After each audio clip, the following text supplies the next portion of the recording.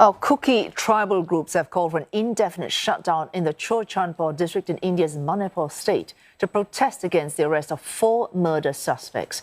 2 men and 2 women belonging to the tribal community were detained over the murder of 2 students who belong to the majority Meitei community. The killing and now the arrests have once again fueled tension in Manipur, which has seen sporadic and deadly ethnic clashes since May of this year. Here's Shanga with this report. Local media reports say the district of Churachandpur, bordering Manipur's capital Imphal, was shut down on Monday. The region is home to thousands of Kuki indigenous households. The Indigenous Tribal Liberation Front, a local tribal organization, had called for a district-wide strike.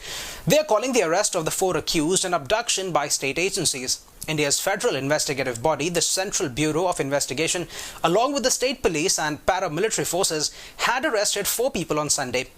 All of them belong to the state's minority Kuki community.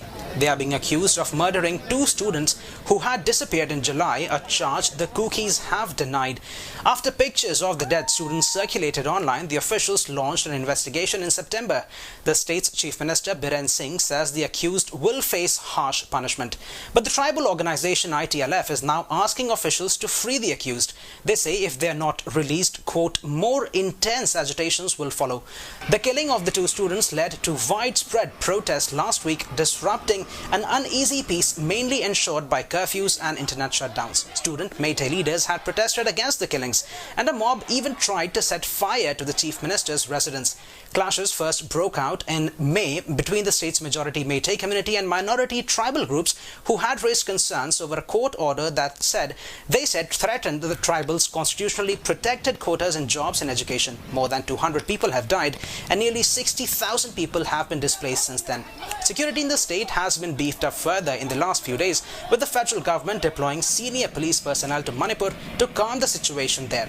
The situation now, however, remains far from calm. The state's chief minister, also a leader for Prime Minister Narendra Modi's party, has blamed the violence on tribal militants from Myanmar and Bangladesh.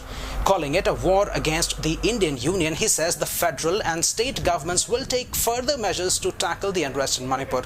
So far, the ruling party has rejected calls for the state's chief minister to step down, saying work to restore peace in the region is underway. Ishan Garg, CNA, New Delhi.